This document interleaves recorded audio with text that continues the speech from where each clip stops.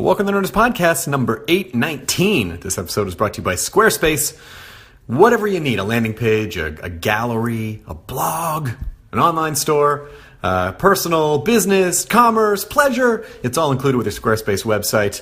Start your free trial today at squarespace.com. Enter the offer code Nerdist to get 10% off your first purchase. And we're going to talk more about that in a second. But I would now like to share some Nerdist Community Corkboard happenings from people like you in the Nerdist community.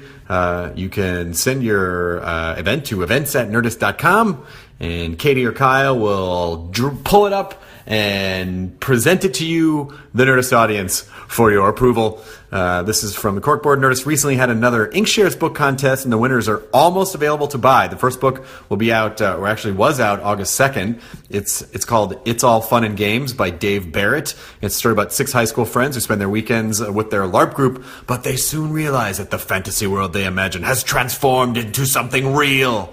The second book will be available August 9th, which is my mom's birthday. You didn't need to know that, but wish her a happy birthday on the 9th, at Nerdist Mom. That is Welcome to Deadland by Zachary Taylor Linville. It's kind of a coming-of-age tale set against the backdrop of the desolate land that was once Florida, but now devastated by a widespread disease-threatening mass extinction. Ugh, a little too real. Anyway, they will be available on Amazon, Barnes & Noble, and your favorite independent bookstores. Also, Chris Gomez writes, I work for a post-production sound company called Smart Post Sound. We help create the soundtracks for small shows you might have heard of, like Better Call Saul, Modern Family, Supergirl, The Last Ship, DC's Legends of Tomorrow. Recently, we decided to create a podcast called Smart Post Sound Smartcast. Gives listeners a unique behind-the-scenes look at the world of audio post-production. For anyone who's ever had any interest in sound or for film or television, this is the podcast for you.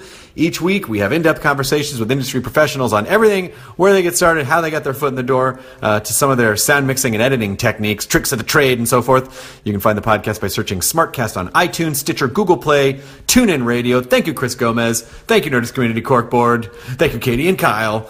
This episode is Mr. Mike Birbiglia, a man who I have a tremendous amount of respect for, a comic guide door writer, director, producer.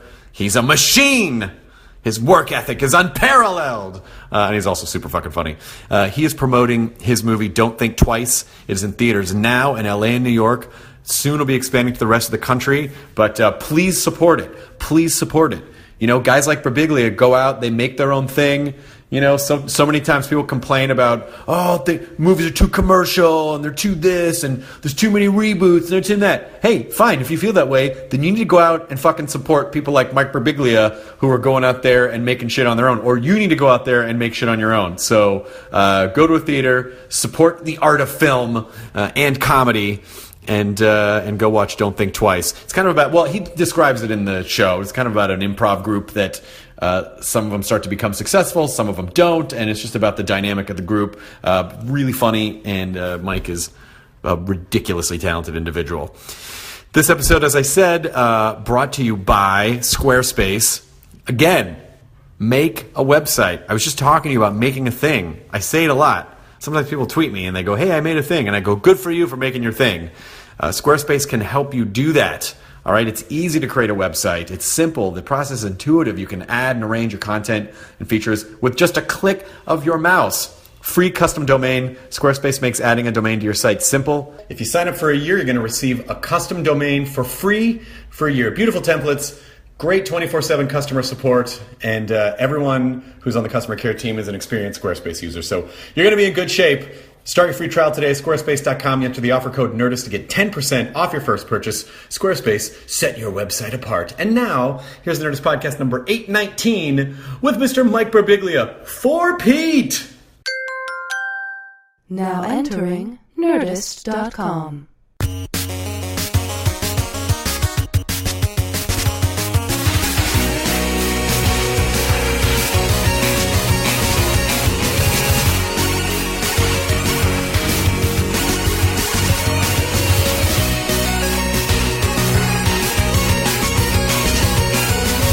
Welcome to the Nerdist Podcast. Our guest today, Nerdist Podcast. Just tuning in. Nerdist Podcast. Nerdist Podcast. You're just tuning in. Mike Birbiglia. Oh, yeah. Mr. Birbiglia. What number is this? 5, 4? It's probably 3 or 4. I remember when we did the 3-peat. The 3-peat, they came pretty close together. There's been a there's so been this a is the desert 4-peat between. or the 5-peat. We did we went to your hotel room once. I know. I remember. We've seen it all. And the hotel room was actually where and I said this when my last special came out. I credited you as sort of being the reason that I did the last special the way I did. Uncomfortable. Yes, because of what Loved you it. said, which is where you say, I go to a place where I'm uncomfortable, and that's where I write from. And I thought, I feel like I don't really do that. I just kind of write about other things, and maybe I want to explore what makes me uncomfortable. And so that's how that whole special came about. Wow. So thanks. I love that special. Oh, thank you. That special is awesome. I appreciate that you say that. I appreciate that. That was you were you've always been very inspirational. Besides just being a funny human being, but also just the work ethic and the way to approach comedy. And there's a real. I think you kind of, when you're young, you have this idealized version of like, well, funny people are just funny. It's like, yeah, they are. Yeah. But there is also a craft to it that you need to work on. Which is a thing that you bring up towards the end of Don't Think Twice. Yeah. Which is just like someone's like people start talking about the work ethic. Like it's Yeah. like, oh, you don't have that work ethic don't because have you that, never had yeah. it, and then you don't have it, like stuff like that. Yeah, and what's a good example? This past weekend, I did 28. Ira Glass and I, my producer of Don't Think Twice, and I did 28 Q&As in New York City at the Sunshine Theater. Oh, my God. And, because we really believe in the movie. It's a small movie, and it's like, well, we're going to stand behind it. We're going to do 28 Q&As. And Judd Apatow, in solidarity, showed up, just a friend of the film, Nice. and did 4 of them with us. Oh, my God. Saturday afternoon, just popped in, did 4 of them, was a moderator. There's a stage. He's going to find it. But one of the things he told a great story. He goes, I didn't realize it until now, because the film, if you're just tuning in, At the very beginning. They have a randomizer on their podcast. Yeah. it's about a group of best friends in an improv group, and one of them sort of gets a chance to try out for an SNL type of show, and the rest of them don't. And it's about sort of what happens in friendships when that happens. And Judd told the story. Hopefully, it's okay that I'm telling this. He said, "This movie was my life. I lived with Sandler, and we were best friends in L.A. And then he said, hey, I'm going to Chicago. I'm going to audition for SNL. That's the worst Sandler impression ever. I went to Kermit. The truth of the matter is, The he probably there. just sounded like, hey, I'm going to go audition for SNL. But when you think Sandler, you go, I'm going to go audition for SNL. I'm going to go to Chicago. In my crazy sweatshirt. I'm going to be on Saturday Night Live. The worst. The 3 tenors. The 3 Sandlers. Sandlers. Yeah. Sandlers. It's Jewish Groundhog Day. We got to get an infomercial for that. Yeah, we really do. A nymphomercial? Ladies and We should get a gentlemen, the nymphomercial. 3 Sandlers. I really need an infomercial. A nymphomercial. Hey, do you want to fuck a lot? Is it an infomercial for nymphos or just a normal infomercial with people that are clearly nymphomaniacs? Oh, I don't know. I like that. That's more subtle rather than it being like, are you telling me that I can fuck all day long? As opposed to like, No, it's a pan. What's wrong with you? Oh, Such a deep misunderstanding. you don't have to scrub it. I'm sorry, it's an issue I have. So Sandler got the call when Judd was living with him, and Judd said, I felt sorry for him because I was like, he doesn't do impersonations, he doesn't do characters. He's not going to, there's no way he'll get it. And he comes back and he's like, I got the show. And then the 3 Sandlers. Yeah, I'm one of the 3 Sandlers. I got the show. I got the show. And Judd said then he stopped performing. Just stop doing stand-up. Yeah. Yeah, because he was like, oh, I'm never going to be as charming and good as that on stage. And so I guess I shouldn't do this. And then, Judd's done a few things since then, but not a lot. Yeah, But but the thing with stand-up, on stage. We're talking come about on, you guys. Let's hold some feet to the fire here. He hasn't done that many Not things. that many. no. And what What do you do, Freaks and Geeks or whatever? Who has a harder time walking down the street? That's what I want to know. exactly. Jed Apatow. Yeah, exactly. Nobody even knows the full name. He did the movie Fat Kids at Camp. Well, I'm always fascinated to see when people start off in stand-up, who really kind of has the unquenchable fire of a stand-up, because I think some people maybe consciously use it as a means to an end. I think some people unconsciously use it as a means to an end because the life of a stand-up is an uncomfortable one in terms of it's a lot of travel. You can only get better at it if you do a shit ton of shows. You have to suck for a long time. You have to suck, but even after you get famous, then I think people start getting like, oh, if I'm not good, people are going to judge me, or it's going to be weird. Like about how Chris Rock never announces that he's going to perform around New York because he doesn't want people to come and... I mean, when he's working out material. Yeah. Not when he actually does a big show. So where do you land on all that? Because I can't imagine a time where I don't want to do stand-up. I love stand-up. I'm craving it right now. I'm craving being on stage and working on new material. But I mean, it's... I don't have the status that Chris Rock and Chappelle and Louis and Schumer have in New York, where I can just pop into stuff. So I have you could pop in. I have to like put in avails and stuff. Yeah. It's very complicated. I sometimes do not a private show. I do a private show for 10 friends. They're honest with me, though. They're honest with me. I pay for a lot of stuff, but they're honest with me. I do like unpublicized shows at Union Hall in Brooklyn. I perform at Birbiglia's. in Birbiglia's living room. Union Hall, because it's down the street from where I live, and it's an awesome comedy venue. One of the great American comedy venues that seats 90 people. You guys, of course, have that. It's one of my favorite venues. Yeah. Well, there's kind of a renaissance in LA comedy right now where the Comedy Store is amazing now. Oh, really? And Improv is fantastic now. Wow. And so everything's kind of, and Meltdown's really fun, and UCB's got 2 theaters, and so it's a I'm really... so jealous of Meltdown. It's a nice little spot. You know what it is, but it's also Meltdown's very spoiling in the sense that it's so great that you might go other places and be like, oh, this joke really killed. I mean, it's really good. I think it's a great place to try brand new stuff. Well, that's how I feel about anything in Brooklyn. Chris Gatherton and I both do, who's in the movie, both do a lot of stuff in Brooklyn and a lot of stuff in Manhattan. We go to Brooklyn, which I think is your Meltdown, to tell jokes to our friends. Basically. And then we take it to Manhattan for what people think. Yes, with the swamp. People who already don't have the luxury of liking you ahead of time. Exactly. I'd say that's the worst part about Meltdowns. Every week I have this safe space I can go and just goof off, and everyone knows me, and I get laughs, and I forget that if I go anywhere else, it's not the same. And that silence is so punishing. Yeah, it's in weird other because places. it's like it's me, it's Jonah. Me. Is it possible that I could play you the laughs that this got somewhere else on my phone? You're a Pakistani man that can stand next to me. But that's really the that's really sort of the allure is comedy. A lot of comedy is about very much what you said about discomfort, and when you get too comfortable in a space, I think it's good to balance. I think it's good to do all kinds of... Oh, of course, yeah. But, obviously, the longer you do comedy, it's like, oh, this feels really good. These people already know me. I don't have to do as much work.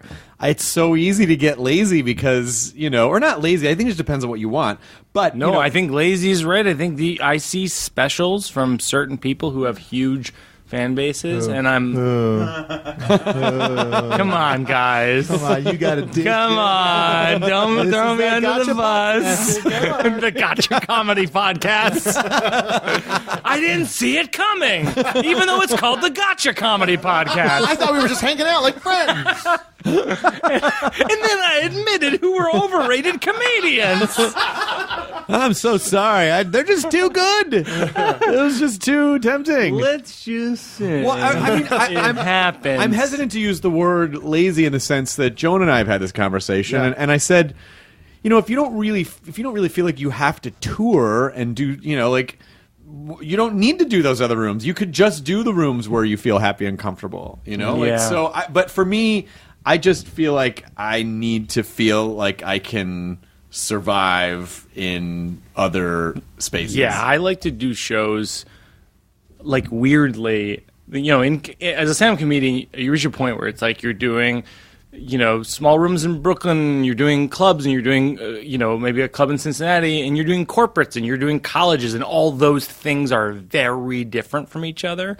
And I even like to think like, when I do like a corporate event like that's private for like some insurance company or something, like where you literally can't win. Yeah. Like they They never heard of you. Well, you can't They don't even feel wanna bad like about you. that, though. But it's I like doing those in some ways to like feel the pain of like, okay, so there's like 3 minutes of that 40 that can work anywhere. But you know what's interesting, though, is that I don't think there's anyone who can really work anywhere, and I think that's I like to call it pre-Vatican II comedy. That's that comedy from the 80s, like before the reform happened, where the audiences got savvy. I think there was an 80s style comic who sort of felt like... Wait, what? But okay, in this, where's the Vatican II? Is it the podcast era? No, I think it was after the comedy bubble burst. So after the comedy, 92. Oh, okay. Yeah, I think after 92, then everything became a lot different. And I think that old school, like, you should be able to go into any room, no matter what, in a moment's notice, kill. Yeah. And I mean, I think that's a nice ideal, but I do think in general... It's like a Boston comedy approach. I think Yes. so, Yeah, because I do very think in aggressive, general, throw it, not let's every win. joke works everywhere, you know? Like, it's... there. But there is there's a humanity that you're trying to go towards that you want to work everywhere. Like I tell a story on one of my first albums, Sleepwalk with Me, about having a bladder tumor when I was 19, and I couldn't crack that forever. I couldn't make it funny, but it's like the fun, comfortable concept. Yeah. Like once you can make that funny, can I curse? That shit works everywhere. Yeah, you can, Like- but thank you so much for asking. Okay, great. You can. This is the Gotcha Podcast. Potty mouth Mike Birbiglia. Oh, man, Shitting on comics, to use his terminology. I mean, I knew it was called the Gotcha Comedy Podcast, but I didn't make the connection. No. They made me swear, which I'm normally not comfortable doing. I mean, I just lost it in there. It just all fell apart. But that's why, and you know, that goes to the thing with my movies. Don't Think Twice is we wanted, when we were testing it with audiences, we wanted it to work with older folks and younger folks. Like the coolest thing was this weekend with the Q&As. This guy stood up and asked a question. He goes, I'm the oldest person in this room, and I wanted to hate it, but I loved it. and Are you sure it wasn't an Oh Hello character? Well, I'm familiar with that show, but I don't believe it was. And that was the biggest compliment. I said, "What's your question?" But he didn't have one. But My question is, who am I, and how do I? And can you call a hospital? It's so close to that. That's what he sounded like. But that was very affirming. Is this idea of like that it's for old people and young people, and it's for all. You know, that's the goal. You want it to hit. You want everybody to laugh at the human element of it. But do you feel like if you have something that speaks to literally everyone, then it kind of doesn't say anything? Like, is it possible to speak to everyone and still have substance? But I think I think that's what, if you want to get real wonky with it, I think that's what's kind of life affirming for comedy nerds about Louis, is that you go, everyone likes him. That's pretty good. I don't know if everyone. He's really popular and he's really good. Yeah, he is. That's rare. You know? No, I know, but Yeah. I think that's what's exciting about his rise in popularity in the 2000s is like you just go, oh, okay, it can work. I mean, I think where you're good and you're popular. I think Yeah. he bridges he definitely bridges the gap. Like, he can do alternative rooms, he can do mainstream rooms, but I bet there are rooms that people will be like, why is this guy so, why is he talking shit about his kid? I mean, I feel like there are people somewhere that would be like, well, that is offensive, Yeah. But I agree. In terms of broadest, someone who can reach everyone, Louis, Gaffigan, Yeah. I think Bill Burr probably, I've seen him win over rooms. Kathleen Madigan's like that. Put her in any room in America. Yeah. Crushes. Yeah. And I don't know if I feel like it's necessary for me to be that. Do you No, feel I like get that. it's necessary for you to be that? Clearly, my career dictates otherwise. No, I don't think it is. I don't think I strive for that kind of widespread appeal or success. I think about, some of my favorite bands are bands that no one will really, and I don't say that to say like I like obscure bands. I mean, Yeah. Easy high fidelity. Yeah, exactly. But some of my favorite bands are bands that no one will ever hear about, and that's fine. It doesn't take anything away from how much I like them. Right. And it's like, if you're going to start bringing in, is it successful art if not everyone knows about it? If only a few people know about it, but they really like it. I think that's an ego pursuit. I think when people don't like something that everyone likes anymore, it's more about them than it is the art. Yeah. Because it's more about them going, I have a need. I need to be addicted to liking obscure hidden things. And once they're not hidden, it holds no intrigue for me. Then you don't really like that thing. You just like the concept of liking things that no one else knows about. But that's from the fans' point of view. I'm talking about from the artist's point of view. Like, is it bad that there's for example, like a band I really like called the Weaker Thans. A lot of people know them to where they had a career where they made a good living off of music. But you say that word and no one really knows what you're talking about. Does that take anything away? And even the Pixies weren't all that popular in their time, and now are like one of the great all-time rock exactly. and roll It's bands. like the idea of like Nirvana. They're more successful commercially than the Pixies, but creatively, is there any difference? Well, I don't know. I think it's a very complex question with a very complex answer, because I think it depends on why the artist does it in the first place. Yeah. Do they do it because they love performing? Do they do it because they want to hear 30,000 people screaming? Do they do it because they just need to be up on stage? Or is it there's so many different reasons why people do things. Well, with this movie, I've been traveling around doing these like free improv workshops in like 30 different cities. So we've been like with our coach from the movie, Liz Allen. She taught our improv group to do improv as a group and created Group Mind, and they came to town early, and it was this cool thing. And now we're doing these free improv workshops, and then she teaches improv, and then I talk to improvisers about sort of how improv principles relate to directing or acting or any kind of creation. And I always just say I think there's a complete misunderstanding of what success is in America. I think success somehow has become equated with visibility and exposure, and has moved away from actually what success should be, which is connecting with people and helping them in some way and contributing. And I think that as performers, the three of us are performers, and we're all, on our worst days, we probably think of what we do as like a narcissistic pursuit, and we're like, I don't contribute anything. But it's actually not true. As a performer, you have the ability at our best, if it's for 20 people, in a small room, or if it's for thousands of people or millions of people, you have the ability to take someone's day that was really upsetting and in the world situation right now, disturbing, and make them laugh on days when they didn't think they were going to laugh. Well, I also, and I think, having performed for 20,000 people at Oddball, or 30 people at Meltdown, they're totally different experiences, but I love performing for like 30 people in a small room. Me too. Because it's so intimate, and comedy really should be intimate. Yeah. And being able to connect with individual people and really feeling like, I'm not just talking at you. We're all a part of this thing right now in this one group, and that makes it really, really special. It's funny, that dumb cover band thing I do with Mark Hoppus from Blink-182. Like, we were playing at a bar downtown, and just like 5 cover songs, like a Pixie song, a Descendant song, and just some stuff like that. And then I asked him, I was like, why you play stadiums, you play arenas, like why do you want to take time out of your day to just do this cover band with a couple other comics? And he's like, it's still performing, it's still fun. And like this way, I can actually see the faces of the people I'm playing to. It's a different dynamic. And our manager Alex Murray said something once that really I liked a lot, which is he said it's okay to you can be a quiet success. Like, I don't think I'll ever play Madison Square Garden. I don't think I'll ever be able to fill Madison Square Garden, and I don't care. Like, You mean the worst comedy venue on earth? That we all pretend is the brass ring of comedy? Exactly. Oh, you have a laugh? Well, you might as well throw it in the gutter, because I'm not going to hear it there. It's the biggest lie that we've told ourselves, that's the brass ring of comedy. I don't know how that rumor got started. Yeah.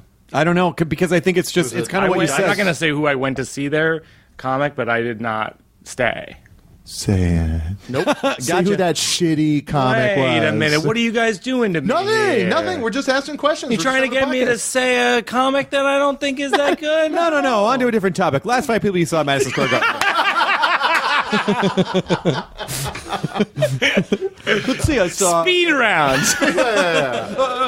Springsteen. It's not a good venue. The point is, it's not a good venue. I did my last show, Thank God for Jokes, off Broadway for 4 months in a 250-seater, the Lynn Redgrave Theater, and I've never felt more connected to audiences in my entire career. 250 seats. I think that's a perfect room. Well, I think it's very telling that when Chappelle will do these residencies in San Francisco, he does the punchline. I know. I opened for him in one of those, and I loved those crowds. Too. It was amazing, because it's the energy of 200 people in a packed room. Yeah. I think is better than 500 people spread out in a large room with high ceilings. And Todd Glass always says that ideal number for a comedy room is like 150 to 200 people. It's so easy to make a show.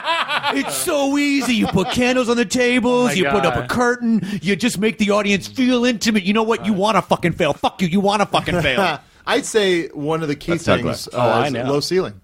Like a low ceiling is key. Because it traps in, laughs bounce Like, up and down. you mean like Madison Square Garden? Or Like Madison Square Garden. Real low intimate. ceiling room. There's a basement I played there once. I think there's sometimes the basketball players hit their head on the ceiling.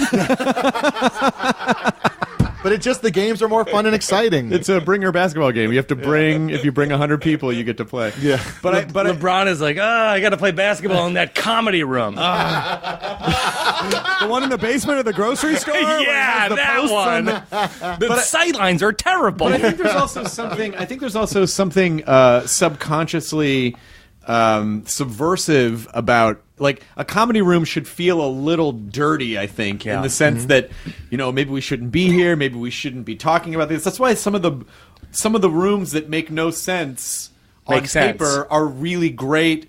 Meltdown is really just a storeroom, and there are posts in the middle of the room, and the ceilings are super low. Acme in Minneapolis, same way. Which, Such by a the good way, room. Is it support if you're listening to this. Support petitions online to keep Acme open. Yeah. What? It's one of those. It's one of those. Who's trying to close it? Well, it's fucking like it's the same thing that we talk about in the movie. In Don't Think Twice, the beginning of the movie is they lose their lease on their small theater because it's like it is prophetic, weirdly prophetic, a Trump building coming in. But it's happening across the country, sort of the Trumpification of towns, where they move in condos or whatever to places that are cool. The reason they're cool is because of comedy clubs like Acme Comedy Club, and then they can't afford to stay in the place that they made. Yeah. I mean, that's like the building that Meltdown is in. There's always rumors bubbling up because of what's happening in Hollywood. They're just tearing down buildings and putting. Well, the crazy thing is, if you take out the cool places to go and you just put an apartment, sooner or later people are going to go, well, it sucks to live here because there's nothing to do, so let's move out. And but you might get a Tender Greens. Oh, really? Yeah, you might. Oh, the salads are so good. But I mean, but rooms like that are always the Comedy Attic in Bloomington is another example of it's an oddly shaped room. It's kind Laughing of Skull, Laughing 75 Yep. seats. Yeah. I mean, this idea of quiet success of, can you sell enough tickets on the? I mean, I think it really boils down to, I've really come to define success lately as the most success I think you can ever ask for is, do you like everything you're doing, and do you not have to do anything do you not have to take any job to survive? Yeah. And if the answer is yes, I like what I'm doing, no, I don't have to do anything to survive and I'm fine, that's about, no matter what the dollar amounts are, that's about as successful as you, because I think we quantify it with money or, like you said, visibility, but ultimately it really boils down to, do you like what you're doing? Yeah. And no amount of money is going to make you like something better that you don't like doing, so...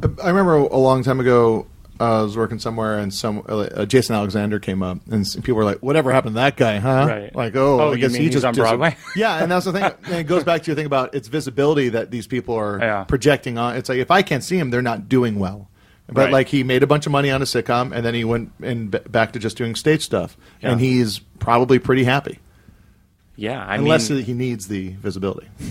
Well, the visibility isn't really. It's just sort of a weird business because, the visibility helps in the sense that you might get more work opportunities because you know, companies, networks, whatever, film companies. That guy's in. I've seen him in stuff. Let's get him in a thing. Let's get him in a thing. Yeah. So it does provide more opportunities, but in terms of any kind of real value that it has, it doesn't have any like.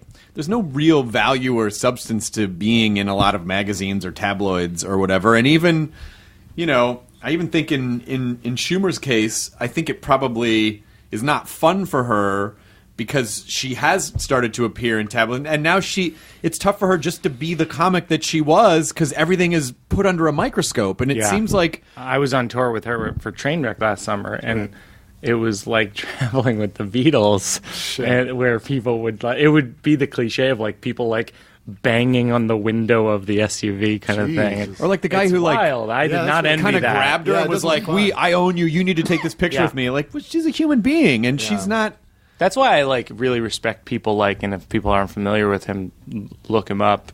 Daniel Kitson is a Kitson, comic, British comic, who's one of the greats, and he doesn't do TV specials. He doesn't do talk shows. He just decided and he's extremely popular. Yeah. One of the most highly regarded comedians in the world, but most people haven't heard of him. Right. He makes a great living. Yeah. Although the UK, I think UK comedy, I'm always a little jealous of it because basically long form pieces. Well, not only that, but the the landmass. You know, it's like, you know, if you could just perform in California, and you could just keep touring. No, I know. Jimmy around. Carr was a while was doing 200 dates a year in theaters all over the UK, and he wasn't leaving the UK. Yeah. God damn, everything's just a few hours away by train. Yeah. But, you know, a lot of the stuff, the idea of success and what people want out of performing is talked about in Don't Think Twice. Yeah. Where you kind of took a improv group and each one of them has a different idea of what they want to do creatively and what it takes. And that, did you kind of just base that off of different facets of your own ego or like people that you think about? It's definitely pieces of me. Like when I look, like who I aspire to be is like Gillian's character, Sam. Like just like let's do it for the full reason integrity, of doing it. full artistic. She's like the heir to Del Close kind of thing. Yeah.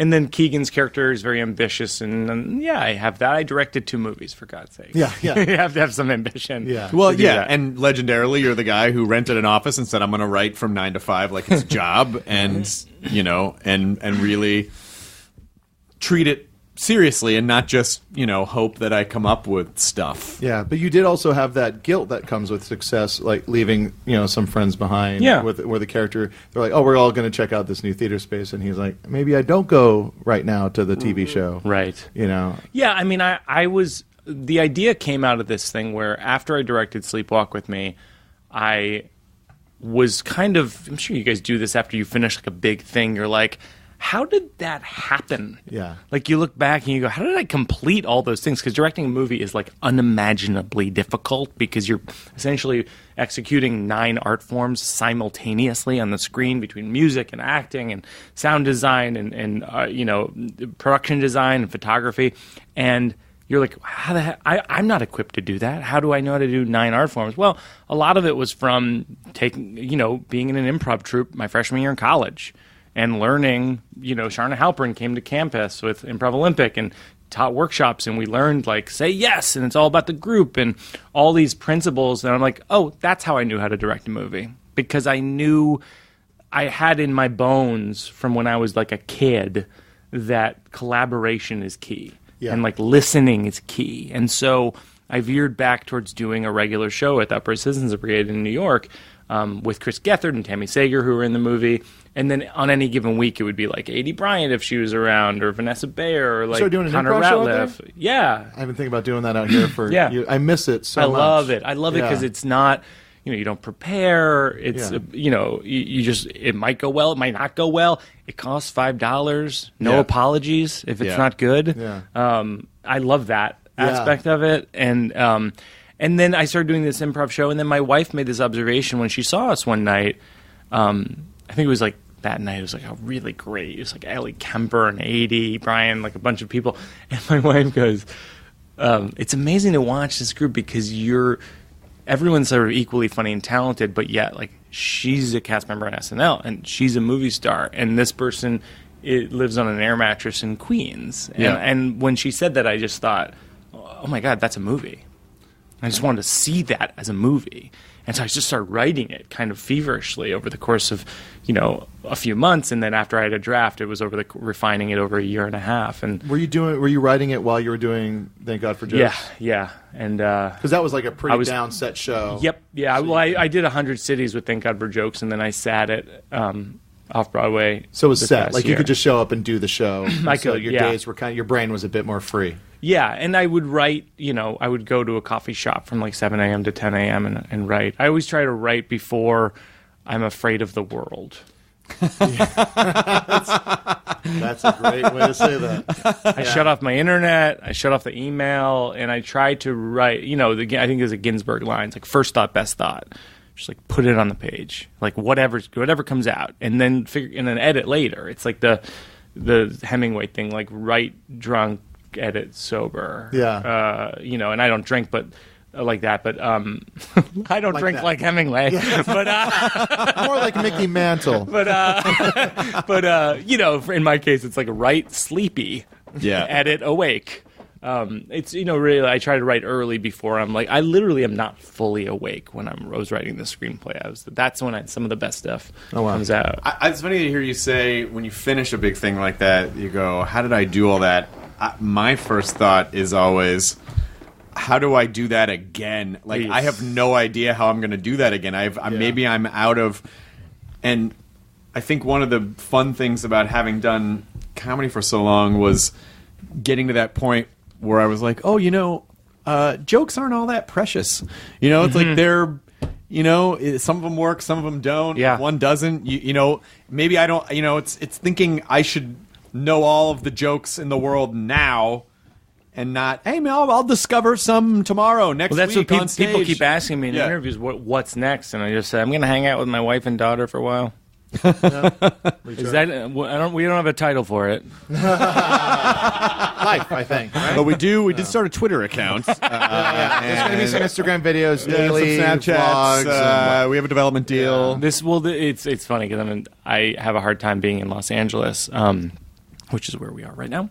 That explains the fidgeting and the irritable. No, I'm relaxed. You're starting to undress. I analyzed it because I have a lot of friends here, you guys and Mulaney and Kroll and a bunch of people, and I sort of analyzed it and I realized that it's Hollywood itself that I have a hard time in because you're looked at for what your value is, right? And I have a very low value. I don't make people a lot of money. And so it makes me feel bad when people treat me based on my value. And so, I'm staying with friends in Manhattan Beach, and my wife and daughter and I go to the beach in the morning, like at 8 o'clock, and then I head here for work. It's a long drive, but it's like we get to have like... Well, let me ask you this, because you have that career track where you genuinely work on stuff you care about, and you make stuff that you love, and... It all does. I feel like it does well, actually, because you get to keep doing. Yes, no, and that's the bottom line. But it's doing well enough that I get to make more. But it'll be one of those things where I bet eventually. I know where this is going. But that I'll sell out in some way, and the studios will say, what you could do is make a movie for $30 million. No. I think what'll end up happening is one of these things you make is gonna catch fire in a way where it's like Mike Birbiglia was nominated for an Academy Award for this thing, and then all of a sudden all of those value hunters are going to knock on the door. And so how are you going to be okay with that? Will you process it? Will you reject it? Will you embrace it? Can you compromise with it? It's a great question. And I think that ultimately I think you have to do what you love and not what you like in order to continue making something you're proud of. Like whenever I send some, if I say to my Twitter followers or my Facebook friends, like I really would appreciate it if you come out to this, I make sure that it's like really, really good or it's the best I can do. Yeah. And I feel like that's a sacred bond in some ways. Like your relationship with your fans is like it matters if the stuff you're putting out is good. And I've kind of leaned away from doing stuff that I can't put my name on at all. And so as long as if those people come knocking on my door, what I'll say is the same thing that I said to, this movie has a higher budget than my first film, and I'd love to make a movie with you guys. It's this awesome company, Cold Iron Pictures and Film Arcade. I need to have final cut on the movie. I need to have final approval of actors. Like, there's all this stuff that, even like, I had final cut of like trailer and poster because I can't handle people like marketing in a way that makes me cringe. Right. Sometimes you see like great comedians, and then their poster for their thing is just like, ooh, Right. That's kind of painful. Yeah. Well, especially if they don't. Which one would you think is painful the most? Yeah. You must have a top 5. Wait, what are you guys No, doing? I'm just saying. No, Like, nothing. was it like maybe one for like? No, was it like a you're- Madison Square Garden Oh, poster? you're or- trying to get me to... No, we're just having a conversation. Yeah. We're just trying to find out we're what your you friends. like It's and what you us. don't like. Yeah. The other two Sandlers. Yeah. It was a Chris Hardwick poster. What? Gotcha! Oh my God, no! Fucking knew it. I knew it too, and I got him, and now I feel bad. It's a uncomfortable poster. That was my only way out of this. Because we're looking into each other's eyes. Staring at each other's eyes. Yeah. Well, that was. I just got back from Comic-Con, and that was the thing you just said made me realize why I cherish experiences like Comic-Con is. I feel like so, and it's also one of the reasons why I've been playing so much Pokemon Go, is that so many of our experiences are conditioning us to isolate ourselves from everyone. Yes. Even though you're connected to billions of people ostensibly on the internet, you're still really just like a lot of times you're interfacing with it alone, and you're interfacing with a machine and text. It's all very cold, and it's very depersonalized. And so experiences where you have to go out and interact with people and look them in the eye and engage and be part of a community, which is very much in the spirit of improv. Yeah. I feel like is really, it's effort, but I feel like it's really, really, really important. It's so important. I always say whenever we are out doing these improv workshops, there's this line there's a great oral history book of the history of Second City and the Compass Players. It's like this thick. Yeah. It's called Something Wonderful Right Away. And it's got it's a good thing to have on your nightstand, because it'll be like a chapter of Alan Arkin talking, a chapter of Elaine May just talking, and it's really candid because it's from like 1981. Mm-hmm. It was like before they knew to censor themselves, so they'll like throw each other under the bus. It's like Mira and Mike Nichols and all these people, and there's Severin Dart and all these people saying like some pretty critical things, but they're all. I think it was Paul Sills who said, and I completely believe this, is like on any given night, anywhere in the country, whether you're in Phoenix or San Francisco or Chicago, you can create on stage with improv, and this goes for any piece of theater. You can create the best performed, best written, most topical, provocative, and thoughtful piece of theater that exists that night anywhere on earth. Yeah. And that's pretty powerful to think about that opportunity. Well, and because a lot of it has to do with, and also, if you do, it's the same. If you don't do any crowd work. Do you do much crowd work at all? I did, in my Thank God for Jokes show, I did a bit where, because I talk about being arrested, and I ask people if they've ever been arrested. And so it's fun. Every night it's a different person being arrested for something. It's a great story. Well, improv is all basically an extension of crowd work. Yeah. And if you do a lot of crowd work, which I do, you find that it can be hard to follow your crowd work with your written material, because oh my God, your crowd work and the improv is all about that group, that moment in time. It's all about that moment in time. And Most now you can get. Yeah, and it makes it really special. Especially with an improv, it makes it really special because that's all. It's all happening together the entire lifespan. The birth of the thing. It's all the way through its death at the end. Yes, it's all right there. And I feel like it's harder to. I feel like that can be so much more special than writing something and hoping that people connect with it in a way. Yeah. There was last night I watched Don't Think Twice, and I followed it up with the Thank You Del documentary. Oh yeah, that's a great one. Yeah, it was a nice little improv movie. Todd Bieber's documentary. Yeah, it's fantastic. But there is a footage of Del directing a show at like George Wendt is in it. I think Tim Kazurinsky That's is right, in it. yeah. He's directing a show at Second City. It's got great footage. It's amazing, like tons of stuff, and like a cool story within it about this group from Missouri that came out to do the Del Close Marathon. It's a really great movie.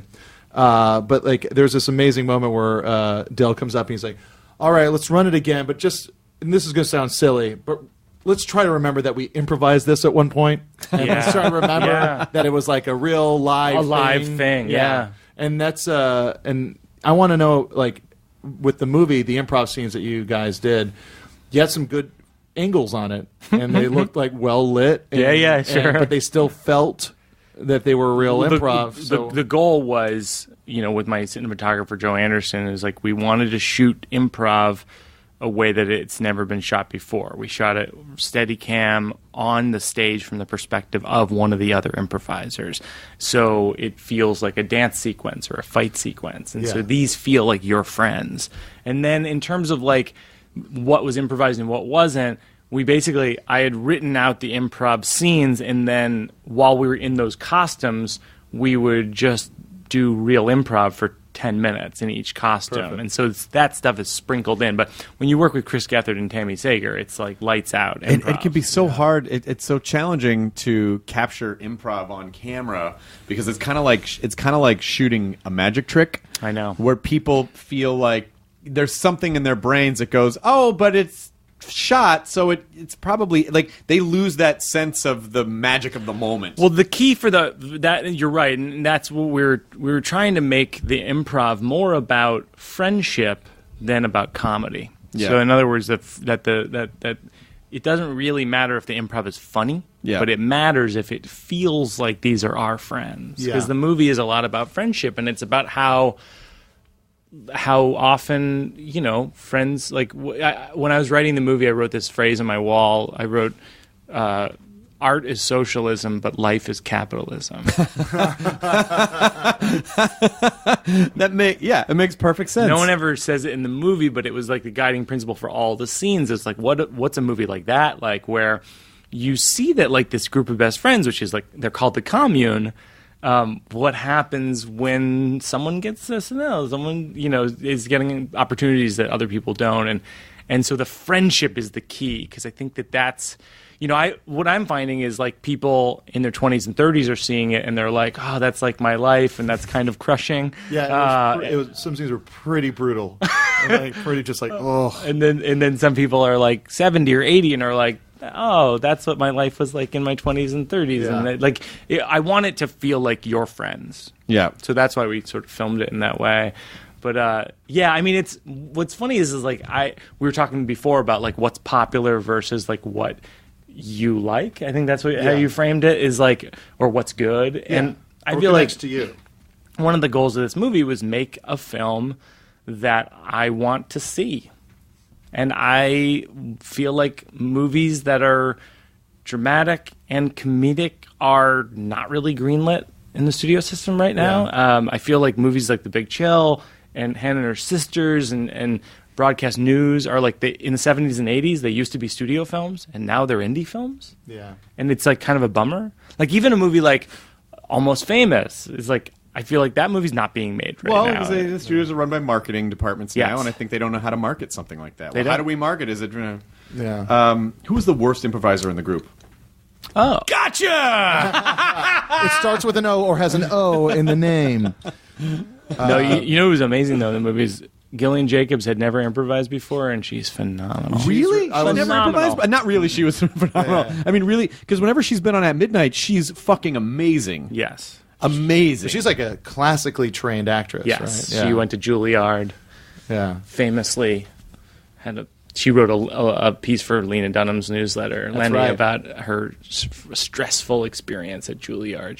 She was like, they kept threatening to cut her out of the program and stuff. Oh, really? Yeah, she had a really rough time. Oh, she's so funny. Yeah. She's unbelievable. I think she's like on her way to being like a major movie star. Same with Keegan. I feel like Keegan-Michael Key and Gillian Jacobs, I got so lucky that I'm just like, I caught them right before they're gonna. I mean, Keegan's already kind of a major star, but they were great. Their relationship felt really real, and I enjoyed that scene towards the end of the movie that they did, where it was like the really emotional scene. Yes. And it was just it's funny because when it first revealed that they were together, I guess because I like know them both, I was like, oh, they're kissing. Like they're kissing. But then like they're such grounded, and that's what makes them such good comedic actors, is that they ground everything in like the most truth. But Keegan's a classically trained actor before he was a sketch comedian. Well, I think part of the I think I know, right? Well, that's like by the way, I saw on Obscure Media, which is a subreddit that I adore. Yeah. Someone posted a 1985. It was Tom Brokaw was doing a story on Jim Varney. He was a story on Jim Varney, who's the Ernest, and it was right when the Wait, is this the same guy who did Three Sandlers? This is the Three Sandlers guy? He does Brokaw also? Let me say, you don't know? We're the two Brokaws. I have a lot of range from Looking Brokaw for a to third. The Three Brokaws? Three Brokaws? I don't know about that. Oh, sure. After the break. So they showed this. So that it was right when the Ernest commercials took off, and it was done. When you see how they were made, it's very much like how kind of like the viral low end campaigns are made now. A guy came up with a character who's not Jim Varney. They shot all the stuff at his house, like in South Carolina.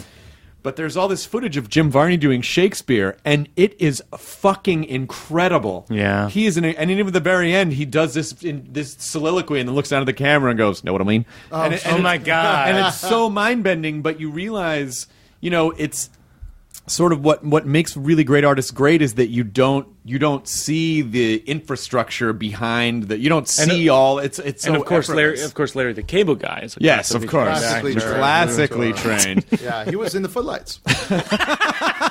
He played the Guthrie for years. Yes. You mean Sir Lawrence, the cable fellow? Sir Lawrence, the cable fellow. Sir Lawrence the Cable Fellow. Hashtag Sir Lawrence the Cable Fellow. But I think please be finished. That's just get her done. I think part of what the please Hashtag go on. go on. But I think part of this idea of art being socialism and life being capitalism is that the capitalism part is kind of where the ego lives, and I think part of the artist's main struggle is really kind of dealing with the ego stuff, and getting it out of the way, or figuring out how to make friends with it, or figuring out how to compromise with it, because all those issues, all those issues that kind of arise, especially when a group, which is essentially a band, starts, it's a lot of the ego stuff. How can you not feel, oh, he's getting a little more attention than I am, or she's getting a little more weird, and also there's this sense of like. You have to realize at a certain point that if you're trying to get to the top in art, there is no top. Literally. So it's the top of what? Of what? And so I heard this interview once with the guy who wrote Beautiful Girls and a lot of other stuff, like a bunch of Nick Cage stuff, and he was saying he was in Nick Cage's trailer, like in Arizona on a movie, in the 90s, and it was right after Leaving Las Vegas. Maybe he won an Oscar, was nominated for an Oscar. He's top of the world, doing studio films and films with integrity, and being nominated for awards or winning awards. And a TV commercial came. And they're in a trailer that literally, he said at the time, was bigger than my apartment in New York City. And there's Nick Cage. They turn on the TV and there's a commercial for Tom Cruise in some movie or whatever. And he's like, "How am I not Tom Cruise?" Oh my God. It's Dimitri Martin told me a story once where he was talking with Albert Brooks, and then Steve Martin came up, and Albert Brooks got visibly Are there upset. more name drops in this story? There could be. No. Jonah was telling that to his friend Mark Hoppus in Blink-182. Yeah. That made sense in the conversation, though. Yeah. And so does this. Yeah, of course. Sorry, a friend of mine was talking to Albert Brooks. What do you guys do when you hear that? Who's your friend? Yeah, exactly. Who was the guy who came up? Gotcha, Jonah. Yeah. But I think it's part of it is you know. But hold on. finish my thing. You got to let him tell the story that the name Bill drops Murray walk 7 in? people. What happened? It literally is in context to everything we're talking about. Yes. But it's I'm sorry, my friend wasn't on set with fucking Nick Cage. I heard. I don't know why you're attacking Mike. He was just telling a story that totally made sense within the context of the conversation. So does this.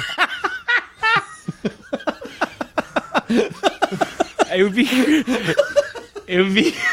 be funny if you guys had a separate Nerdist podcast that was just like inappropriate segues. Yeah. Oh yeah. Where it's just like, here's the footage that got cut out. Yeah, that would be most of the episodes. Yeah, we record like 3-4 hours of this, and we just cut out to the most usable 50. And then the real nerds are like, what's actually great is Nerdist inappropriate asides. it's better. It's much better than it's the real better. show. Yeah, but the fact is, Albert Brooks, like Steve Martin came up like in conversation, came up, and he got visibly upset. He's like, that motherfucker.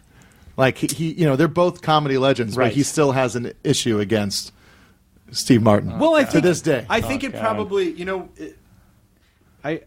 humans measure gains in terms of relative gains. Sure. It's like they Absolutely. don't. Humans don't really. I don't think they really appreciate absolute gains. Yes. You don't go. If someone gives you $100,000, you go, oh my God, they gave me $100,000, and you find out they gave your neighbor $200,000. You'd be like, oh. Why did he get 200? It's like people are just kind of wired that way, and I don't know what I'm sure there's some I'm sure there's some sort of evolutionary function to maybe it's. Chris Gethard always says, he goes, if when you look at your friend who your neighbor who has an in-ground pool, you're like, how come I have an above-ground pool? Right. Yeah. It's so stupid, but we all have this weird jealousy thing. I think part of it is. I think honestly, part of it is this the need to kind of be a part of a community, but also be significant in your community. Yeah. Because there is that, and maybe it's just all mating ritual stuff. It's like, oh, if I am significant, then I will attract the best mate, and I will that appreciate. could be, yeah. I will spread my genes will be the most dominant genes, and maybe that just trickles down to shit like that, and maybe that's what that is. It's just a sort of an outcropping of that dumb, And the fullest realization of that is Orphan Black. 17 Well, it's clones just all of the oneself. clones, all the clones all the time. But I don't know. It's like, how do you kind of wipe the ego stuff out of the way and focus on the work? I try to, but it's obviously I made a whole movie about jealousy. It's on my mind. Right. Are you particularly jealous of something at the moment that you're dealing with?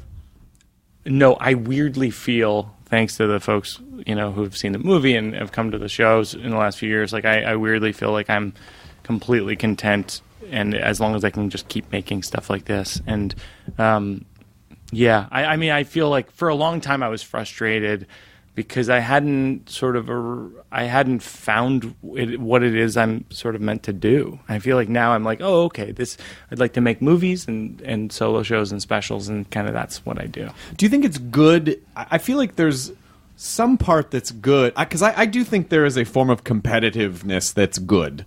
Yeah, absolutely. When it makes you strive to be better, I think it's good. When it makes you try to crush people and salt the earth, then it's bad. Or when it leads to jealousy and rage spirals and hate, then it's all bad. But I do believe, because I know without naming them, and don't try to get me because I'm the host of the Gotcha podcast. I'll keep an eye on it. I know comics who have played the coveted Madison Square Garden. Yes, the best comedy room in the best America. comedy that we've all agreed. The tallest ceilings. Yeah, the tallest ceilings. The finest bathrooms. And the longest, and the name is long. Good popcorn too. Yeah. That's what I want in a comedy show. That they will kind of go like, oh, but I'm not Zach Galifianakis, or I'm not someone who can do like the alternative rooms, or I'm not.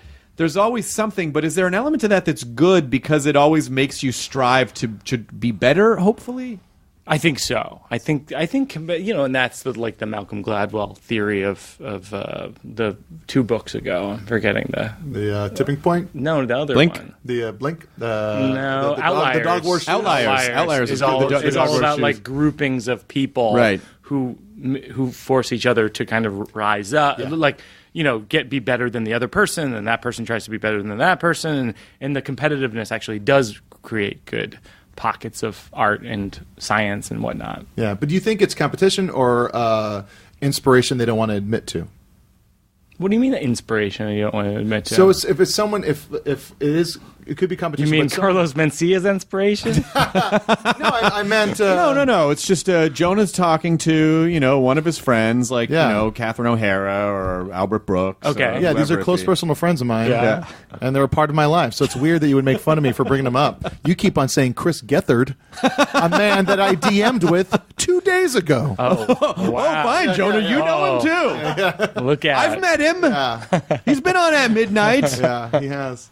That was me struggling to remember what I was going to try and say. Well, you were talking about how you're. Oh, yeah, so everyone's doing stuff at the same time. Is it competition? It's like, I'm going to be better than that person? Or it's like, hey, I kind of like what they're doing. I might try to do something like in the same way. I think that happens all the time. Yeah. But is it... I see. Yeah. Does it have to be competition, though? Does it have to be, I'm going to best you? I don't think competition is inherently good or bad. I think it's how you. I think it's what your intentions are. Yeah. I think there is healthy competition to. That's really amazing. That in turn inspires me to try to be better for myself, or to try to see if I can reach higher than I thought I could before. Yeah, you even look at like the 2000s of the comedy boom, and a lot of it goes back to Dane Cook. Yeah. He was the first of all of these folks to be like, of all these comedians, to be like, I'm going to connect with my fans on the internet. Yeah. And then if you track back, you go, would Louis C.K. have been as popular if he didn't notice what Dan Cook was doing with his fans on the internet? So it all goes back to him. Does it? I don't Patient know. Zero? I don't know. Does it? I mean, Yeah. I mean, I know that there's a lot. I mean, there's that great Dane Louis episode. Yeah. Where they have frustrations with each other because I think in real life Louis trashed Dane on something. Like people on YouTube were putting their bits side by side and saying Itchy that- asshole or something. Yeah, and they were saying Dane stole from it. But meanwhile, my wife made this observation that was one of the things that inspired me to write the film was when she came to my improv show. She was like, one night she goes, "Your stand-up friends are so mean to each other, and your improv friends are so nice to each other." Yeah. And I was like, it's true, but it's more complicated than that. I think it's with improvisers, it's a little more under the surface. Yeah, it's like Minnesota nice. Yeah, or Chicago nice. Yeah, Yeah. Midwest. It's Midwest nice. But I think with improvisers, it's like, it's very competitive. It's a lot of people vying for the same stuff. Yeah. But stand-ups will just straight up go after each other. Well, stand-up is definitely the. It's definitely the the solo act versus the band. Yeah. I mean, although in an improv group, though, whereas a band might have different members who are more in the background or more in the foreground, an improv group really is kind of an organism. It's an organism. Yeah. And it functions exactly the way it does because of that group of people. Yeah. And any rotating in or out changes the chemistry of the group. I saw this group this week at UCB Theater in New York at a Herald night called Women and Men, and we had actually, Liz Allen and I had done a little workshop with them like a few weeks ago, and I was just like, oh, they're too good, like they're going to break up in like 3 weeks. Like sometimes you see an improv group and you're like, they can't last because they're too good. Should an improv group last, or do you feel like that it should, that they all should, that it is an experience of a period of time? I think it's an experience of a period of time. I mean, you look at I look at my favorite like improv groups, and Upright Citizens Brigade, the original four, were incredible. You probably would see them in the late '90s. You and I were both in New York in the late '90s, seeing comedy. Early 2000s, yeah, early 2000s, where they would do ASCAT, and it would just be like, I literally can't believe that this is improvised. It's so good. The Swarm was like that at UCB. Swarm was great. The Stepfathers, which Gethard was in. Beer Shark Sorry Mice. Beer Shark Mice. I mean, see, that's an example of like every once in a while, Beer Shark Mice get back together and do a show. Or even like it's sketch, but like the State is like Yeah. outrageously good, and Stella was outrageously good. There's certain groups where you're like, and to your point, like I don't know if they can stay together. There's too many dynamics that There's are too many splitting them dynamics, apart. and people grow and people change, and sooner or later they, But it's almost like the improv world. It's just kind of like this lava lamp of like breaking apart, coming back together, pieces going over here, coming back together. But I think it is TJ and Dave is like that. That's just a 2-person group, but like phenomenal. They've been together for, I don't know, 15 years. Are you going to do more improv now that you did this movie, or are you done? Are you like, okay, I did it, that's Well, it? I had like a weekly show at UCB in New York for a while, like Birbiglia's Dream, and I'll probably come back with it because I just enjoy it so much. I enjoy the, not being in my head. Yeah. How does it affect your writing? I think that it makes me, it trains me to not censor myself. I think that one of the biggest mistakes any of us make as writers is that we hold ourselves back, that we judge our thoughts. That's why I was saying I like to write when I'm kind of half asleep, because you don't judge your thoughts. You just write it all down. There's something about like, sometimes you write something, as you guys know, you write something and you're like, if people saw this. I mean, I have It's all over. hundreds of pages of notebooks that would end my career. Yeah. But in that sense, it's sort of like in that sense, it's sort of Yeah. like a diary. It is a diary. Yeah. Yeah. I mean, It's still your thoughts on paper. A lot of my best stuff is stuff that I write in my journal at night secretly, and then eventually I read through it and I'm like, I could try to say that on stage. Well, what's the worst thing you've written in the last 6 months? Oh gosh. I mean, my whole thing lately has just been about like what I write in my diaries that I have a daughter who's 14 months and when you have a child, you're jealous of your daughter. Like cuz you have your wife and your daughter, and they love each other so much, and you're there too. You're just like this milkless, pudgy loser. You're essentially the vice president of the family. It's like huge title, no power, also oversees Congress. And that's sort of like the essence of my journal for the last few months, and I'll probably end up writing a lot more about that. Just about how, like, you feel like envy towards your... Mike Birbiglia hates daughter, jealous of subjugation. Gotcha! Yeah. Oh, man! God damn it! I knew it! I should have... No, but it's, it's tough. It's you, and you, like with children, when you have a child, you just experience all these things where it's an unstabilizing experience, and that's actually what's wonderful about it and what's hard about it. It's destabilizing. That's why I didn't want to have a kid for a long time. It's why I didn't want to get married for a long time. All these things I didn't want to do were, in a lot of ways, the best thing that could have ever happened to me, which is to say, like, one of the guiding principles when I wrote Don't Think Twice was, like, what happens when life gets in the way of dreams? And in some ways, like, that's what my experience has been, like, being married and having kids. It's like, that's my life. And my dream would be that everything is controlled, and I work this many hours a day and this many hours a week, and I create this many movies per year, or this many one-person shows. And it's like, no, it's actually good to shake that up and be like, maybe that's not going to happen. Yeah. And if you did have that, I just feel like people rarely know what's good for them.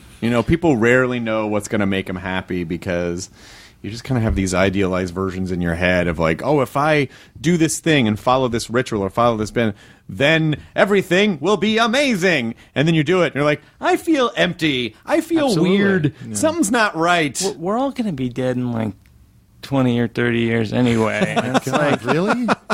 Jonah, I have some news. Oh, God, why now? Well, Is it the cancer or the AIDS?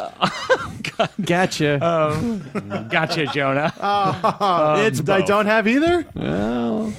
At the end, we'll tell you. All right. Tune in next week. We'll be right back. No, but it's like, sometimes I think in those terms, it's like, we're all going to be dead in 20 or 30 years. And it's like, I'll be lucky if I make one thing that endures in some way. And so it's like, why should I be obsessing over a comedy? Like, I get so mad that Louis, like, I love Louis, but like, he's the only person who can pull off doing a special a year. Like everyone else was like, me too, and it's like, nope.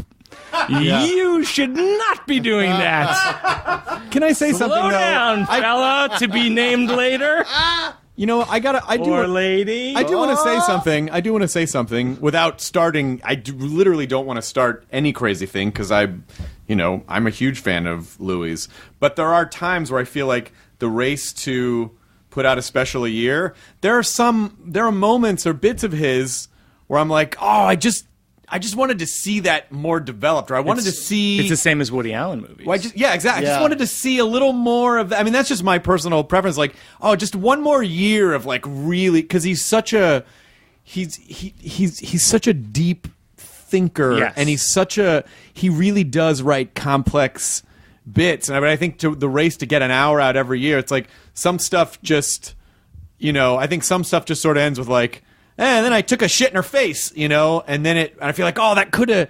Can I use that, by the way? Yeah, that's a good bit. Okay, yeah. cool. But again, not at all shitting on Louis at all. I'm just saying as a fan of his, there are some bits that I feel like, oh, I wanted to see how much further that one could have gone. People ask me that a lot. Like, I'm doing interviews with a lot of film journalists right now, and a lot of them who followed Sleepwalk with me and then have watched this are like, can we have it faster than 4 years for the next one? And I'm like, I don't know. Has like, it already been 4 years? Yeah, 2012, 2016, yeah. Holy shit. Yeah, and it's like, I'm trying. I'm going as fast as I can, but at the same time, like, I want to make something for you that you'll watch. The George R. Martin of comedy, Mike Birbiglia.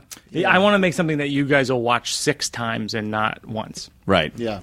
It's not a volume thing. Yeah, I mean, there was a band I really liked, got into their first album, came out, and then they kind of started putting out an album a year, and I lost track and got overwhelmed with how many there were, and I kind of didn't listen to them as much as the band that put out an album every 4 years. Well, what's Radiohead at? Like 4 or 5 years? I think so. No, they just... Oh. No, in terms of their how many per year, or per decade or whatever. Yeah. Yeah, well... About that, probably 4 or 5. Yeah. It's a chunk of time. Yeah. To like experience life and be able to... Well, King of Limbs came out in what, 2011? 2010? 2011? That's like 6 years. Yeah, and then the most recent one just came out. But in Rainbows, it was a few years before the last. Yeah. That was like 4 or 5 years before that. Wow, yeah. I mean, it really just takes as long as it takes. It takes as long as it takes, yeah. Yeah, and that's what I get in all the interviews is people going, what's next? And like I said earlier, it's like, I just want to hang out with my family. Yeah. And then hopefully something comes out. But that's the thing. It's something like comes to me. The world they just want their content. Yes. It seems. They don't want to wait around for something that's really exciting and something that's been crafted and thought about more than a few times That's before. what Ritu said in one of his speeches. He goes, I saw him at the Sundance Institute, and he was like, they take our art and they call it content. Yeah. And it was such an awesome statement. It's like, yeah, it's like what he's making is great. It's like it shouldn't be viewed as like that's a 90-minute piece of content. Yeah, but but I think we shouldn't kid ourselves that, most of what people are trying to do when they watch or listen to something or play a game or read a book is distract themselves from the shitstorm that this sort of like... I mean, I know there's a lot of bad stuff in the world, but I do think a lot of it is, I do think there's a lot of fear-mongering in news media. Yeah. And I think because the level of news content has gone up You're right. so much... Yeah. More distractions. That there are more, it's like... and again, there are horrible things happening in the world, but it just paints this picture of just... It's grim, it's hopeless, everything is bleak, it's all about murder, and it's all about... it's all about the worst things you can think of, and I really do think people are overwhelmed, and so the art has become content as escapism, as a daily escapism, So I do kind of understand that, and I think as content creators, we should sort of understand the fact that the audience does want and need to counterbalance, yeah. and to escape and to find something where they don't have to, But there's so many people creating stuff that we can still take our time. We don't have to be the one person giving them everything. It's like right. Mike puts out a movie this year, and then next year I think the new Mike Mills movie comes out. And right. Mike Mills' movie Beginners came out in 2010. Yeah. and it's one of my all-time favorite movies. Oh my and God, it's incredible. We have the same composer. Oh, really? Roger Neal. He's phenomenal. Oh, God. Yeah, but like the new, I'm glad that I had to wait, but in that time, I got, like a Birbiglia movie or a Taika Waititi movie or, Noah something. Baumbach movie. Yeah, or Noah Baumbach movie, something like that. Taika Waititi directing Thor. That's crazy to me. That is crazy. Yeah, and then right after that, he's going to make Swearwolves. Oh my God, Which is a sequel to What We Do in the Shadows. That's awesome. Oh, Yeah, yeah. yes. I was so heard excited that. to hear that he was directing Thor. It's Yeah. like, I found out at Comic-Con, Kevin Feige was like, "Oh, it's being directed by this guy from New Zealand, Taika Waititi." I'm like, Taika Waititi is directing the Thor movie? That's Yeah. incredible. Hunt for the Wilder People is fantastic. If you haven't seen I've it, heard that. The other recommendation I have is Captain Fantastic. Oh yeah, that's Captain the. Fantastic is phenomenal. Yeah, I just saw the trailer for that before And Wilder People. Tickled is great. There's Yes. great indie films right now. Yeah, there's a ton right now. It's Tickled? great. Have you seen Tickled? It'll blow. Oh, I've heard it. April Richardson told me about it. I will. It's nuts. I will give it the ultimate recommendation. Don't read about it. Don't Just watch it. Don't Yeah. watch That's a what she said. trailer. That's- just see it. Oh, I actually just said that sincerely. It's a just see it. It's a just see it movie. Wait, That's was what she said. Miranda Bailey was a producer? Yep, she's one of our. So Miranda Bailey has been killing it lately. Yeah. It's like, there's your movie, there was Swiss Army Army Man, and then she Diary was of a Teenage Diary Girl. of a Teenage Girl. Yeah. So I think ultimately that sort of the takeaway is do the stuff you like. Yes. Take it seriously. Just do it. Don't judge it before you put it down on, paint to canvas or pen to paper or typing to Evernote or whatever it is that you do. And then, try to enjoy it. I mean, you really should enjoy. I think really the older you get, the more it's like, oh, it's not about all these external things that are going to make you feel better and you're going to try to fit a puzzle piece. That shape is going to fit the puzzle piece of the hole in your soul. Yes. It's you really just kind of have to enjoy what you're doing, and do you like it, and are you proud of it? And take it from me, Mike Birbiglia, a person incapable of joy.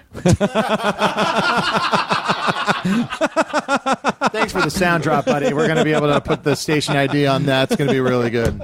Station ID. Yeah. This is Z98. Thanks for listening. You're listening to Hardwick and the Jonah on the Gotcha podcast. Gotcha. Coming up next. Coming up next. Bringing in the lead. So, Don't Think Twice is actually already out in New York. Yep. As of the New York, recording of this Los podcast. Angeles at the Landmark, and Chicago at the Music Box. And then the more people come see it, the more cities we'll be in. Oh, question. How will you define whether or not this movie was a successful endeavor? Thank you, my wife, for asking that question. That discussion happens 3 times a day to this insatiable hole of personality that I am. When will you stop? When will you stop? I'm gonna. I was texting with Judd Apatow a few nights ago. I said, Oh, really? Why? Why did you just say that? You just threw your sunglasses down on the table because I said my friend's name? Yeah. Just trying to call back to the name drop thing, and this is why people think it wasn't Albert Brooks. It was Judd Apatow. It was Dimitri Martinez who it was.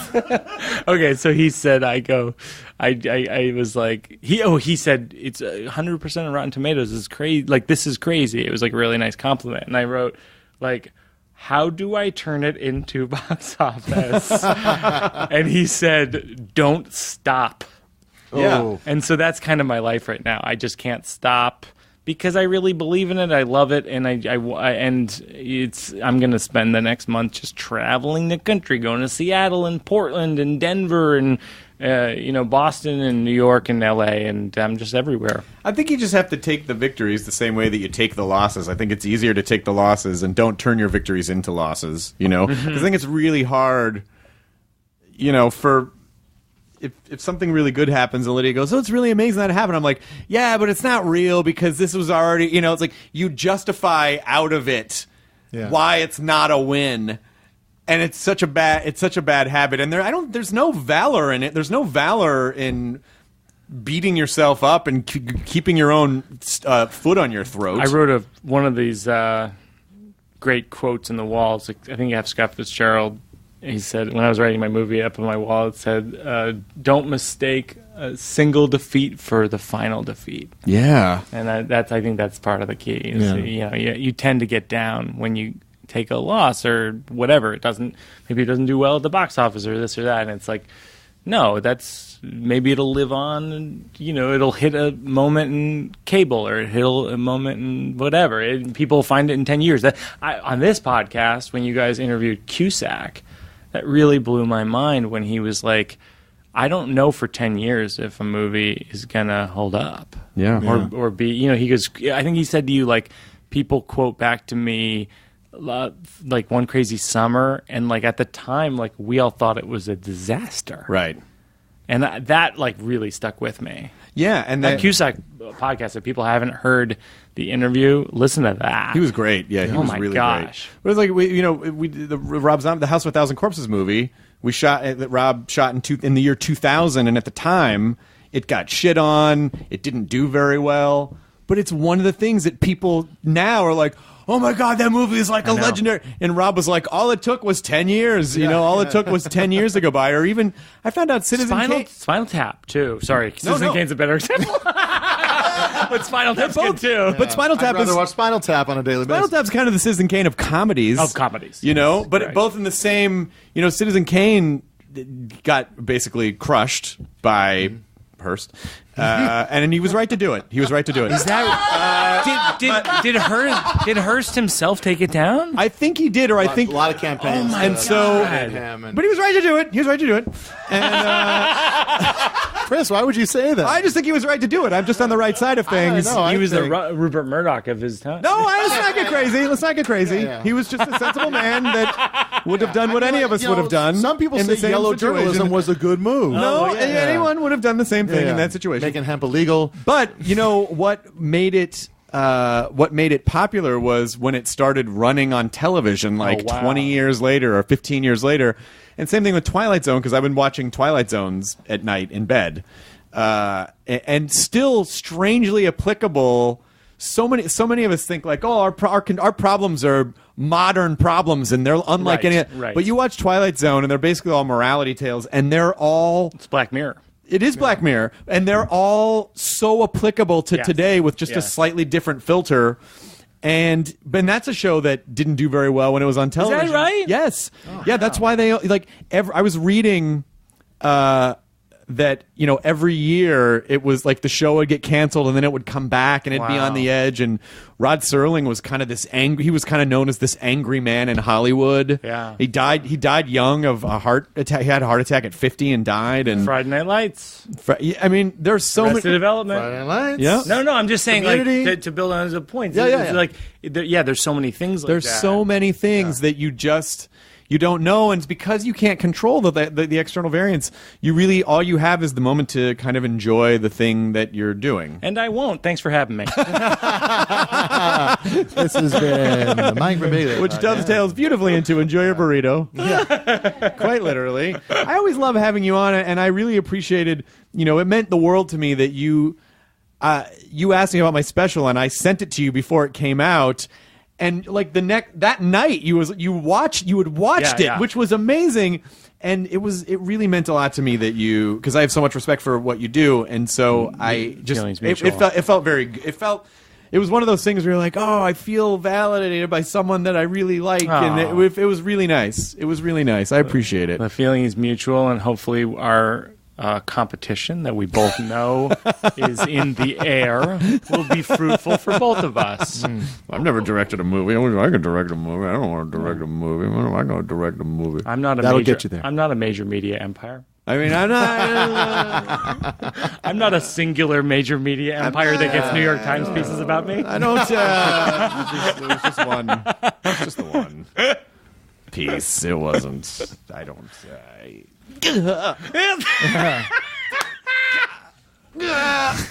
Can't take compliment. What do we do? We like to trying to take a compliment. No one's going to get this reference, but it sort of reminds me of. There's a moment in the sequel to. Fuck, my brain is blanking. I've never saw the first one. God damn it! Kick-Ass. Joss. It's the series. Miller's Crossing. It's a vampire series with the lichens and the werewolf. The Underworld. Underworld. Okay.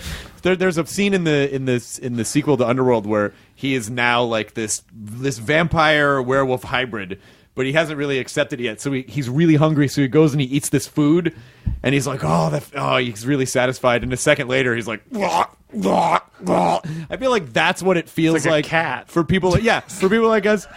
To take a You compliment. can't feed a cat too much food because they throw it up. But man, do they want that food. Yeah, it just comes right back Boy, out. oh boy, can't Like stop him from that it's food. like a street cat. Yeah, we want the thing that makes us ill. Yeah.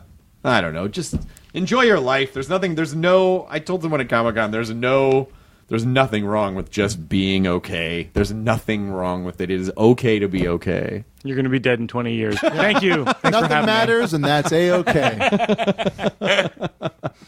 As Sarah Silverman says, we're all just molecules, sweetie. Yeah. I guess that's it. We did it. Mike We did it. Birbiglia, thank you for joining us on the Gotcha Podcast. We Thanks really for having appreciate me it. to the first edition of the Gotcha Podcast. I think it's going to be really big. We're just going to get people on and get them to say things like they resent their daughter and that they, all the people that they don't like who perform at Madison Square Garden. like and- Louis. Is that one person's name? Or Just is trying to see if I get any spark of any of these names. Dice. yeah, it's Dice. Dice is the person I'm mad about. That poster. Oh, if I had that career! We all grew up wanting to be Dice, and then we ended up being a bunch of nerds. We ended up talking on a podcast. Hickory Dickory Dock. Yep. I'm so sorry. Wait! I got a call back to Larry the Cable Guy as a trained actor, but I can't come up with a good callback for it. Sir Lawrence. Sir Lawrence. the Cable Gentleman. The Cable Fellow. the Cable Fella. Sir Lawrence. I wish I Sir could have had Sir that in an Lawrence- organic way. If you got it now. Sir Lawrence the Telly Fellow. The Telly Fellow. The Tenno Cable. I think it's Cable. The BBC commentator. Yes, fellow. The end. Wow. Let's just have this fade down, Yeah. as though the conversation's continuing, like on Charlie Rose. They keep talking. Oh, okay. What do you think they talk about? Well, I don't know about you, but I'm going to go downstairs and I'm going to drink there. Oh, yeah, I'm sorry, who's this? You better keep that in. Charlie Rose. There goes your Charlie Rose potential. I just feel like... Oh my God, too much. Yeah, I don't know. It's like He's- when Kevin Nealon, remember, there was some sportscaster character he would do on SNL. Brent Musburger. Yeah, that's right. He would just hold his Oh my God. fingers out. Brent Musburger. It's like, Oh my God, I totally have to go. Get out of here. Now leaving Nerdist.com. Enjoy your burrito. This episode of the Nerdist Podcast is brought to you by CISO, the all-comedy ad-free streaming TV service made for the serious comedy nerd.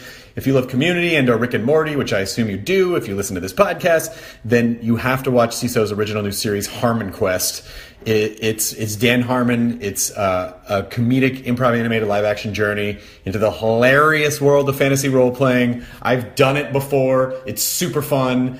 Dan Harmon's in it, Spencer Crittenden, Aaron McGaffey, Jeff B. Davis, and a lot of great guest stars that you know and love, like Thomas Middleditch, Steve Agee, Paul F. Tompkins, Ron Funches, Aubrey Plaza.